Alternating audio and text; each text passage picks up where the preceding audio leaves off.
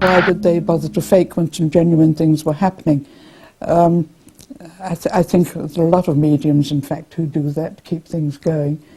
Therefore one mustn't always feel that if a medium is cheated, that's the end of the medium. I think sometimes it's a case of priming the pump. You fake something and then something genuine happens. It doesn't take a rocket scientist to work out that evidence of fraud weakens the real evidence.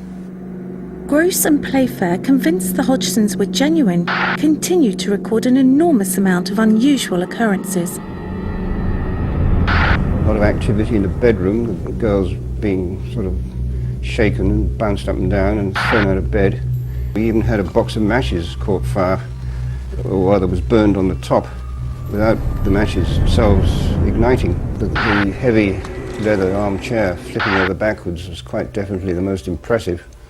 It was broad daylight and it was right in front of my nose and nobody was anywhere near it. However, as the investigators spent more and more time with the family, doubts concerning Gross's objectivity began to surface. Two investigators spent an extraordinary amount of time in the house, far more really than in most cases. Morris, as always, came out with instant reasons for everything happening, and it was always attached with something to do with poltergeist. Morris certainly considered it the most fantastic thing that had ever happened. I was very wary of his initial observations because he wanted to see things. After a while, maybe I'm cynical or whatever, I just find it was a bit too, wanting to read too much into it. Morris accepted as genuine a lot of phenomena that he did not personally see, and accepted the word of the family for a lot of things. If you're a member of something like the Psycho Research Society and you believe in the paranormal and you want to see paranormal manifestations, you'll find it. Gross had suffered a bereavement barely a year earlier, and some thought that this was causing him to place too much faith in the Hodgsons' claims. The whole affair was a very big thing in Morris's life, because he'd lost his own daughter, also called Janet.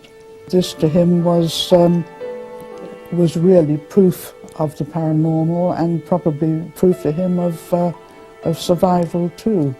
Well, I thought for Morris to have lost his daughter a year before, it's got to have been in the back of his mind, I would have thought. To try and speculate that he may have lost all objectivity, I don't think it's a very good explanation. Morris, from a very early point in the investigation, was looking at this very much as a poltergeist case. He was looking at it as possibly occurrence of psychokinesis. At no point in the case was there any sort of confirmatory aspect for Morris that Janet was trying to communicate with him, or that in solving this case it would help him deal with the loss of his daughter. The legitimacy of Gross's testimony is backed up by the fact that others were also witness to much of the strange phenomena, and this activity continued, including problems with Graham Morris's camera equipment.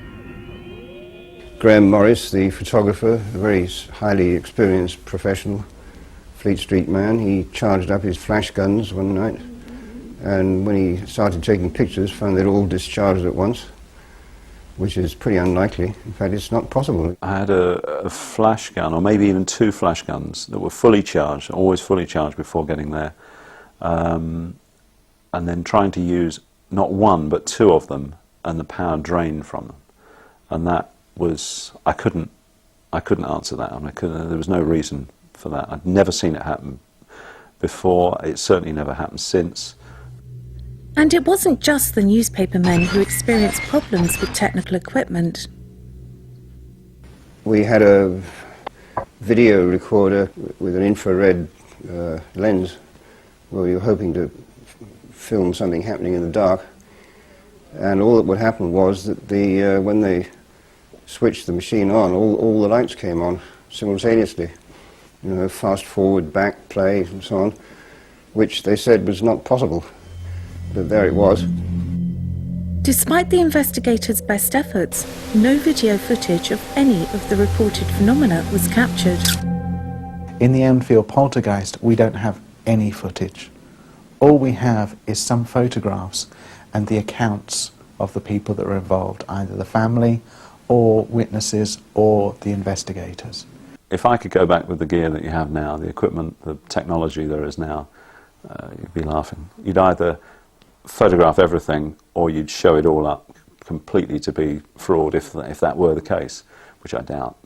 But you'd have a lot more on film or the digital. You'd have video running, all sorts of things. Despite no video evidence, more and more unexplainable phenomena continued to be reported. The knocking on the walls continued. There were outbreaks of fire that disappeared as quickly as they started. And the curtains in the bedroom are seen to blow in the wind, even when the windows are closed. But most disturbingly, the activity was seen to centre more specifically around 12-year-old Janet. Janet was sedated for her own safety. It was when she was there that things happened. Janet was the epicenter of the whole thing, common denominator of everything that happened.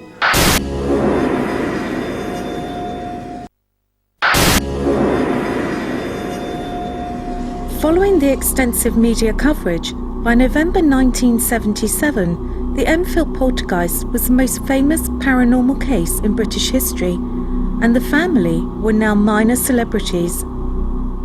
You ended up getting more and more people coming to the house just to witness things. It ended up like a sort of Victorian sideshow, the Elephant Man almost. It must have been awful for them. Life itself was difficult without having a poltergeist, throwing its weight around the place, throwing its energy around the place. And it was becoming increasingly obvious that one member of the family in particular was at the centre of the activity. Janet was always the focal point. It was when she was there that things happened. So when she was there with her sister, her brother, her mother, the Nottinghams, it was always Janet when things happened. Janet was a very lively kid, very athletic, pretty well behaved, I would say. She was always very polite with us. She was good at school. She was learning quite a few subjects and seemed to get on well with everybody. She was a very normal child, yeah. I mean, there was nothing odd about her in any way. She was good at school. I used to help her out with her homework. She was doing, I think, French and German. Sorry about the others, but I mean, she was the brightest of the family. Numerous small objects used to fly around near her, and on more than one occasion, heavy chairs and sofa would flip over when she was around. And yes, she saw it all. She'd come home from school with stories about how things were happening in the classroom. She'd go down the shops and cans would fly off the shelf in the local supermarket. Janet was the epicenter of the whole thing, common denominator of everything that happened. So why did these events apparently focus on a seemingly normal young girl? There's a popular belief that poltergeists are related to the age of puberty. It seems to me that it must have something to do with a sudden extra release of energy, which the onset of menses presumably releases. And don't quite know why this should be significant, but it's been noted often enough to make it pretty well accepted. Usually you find the activity centres around prepubescent children, children just about to go into puberty.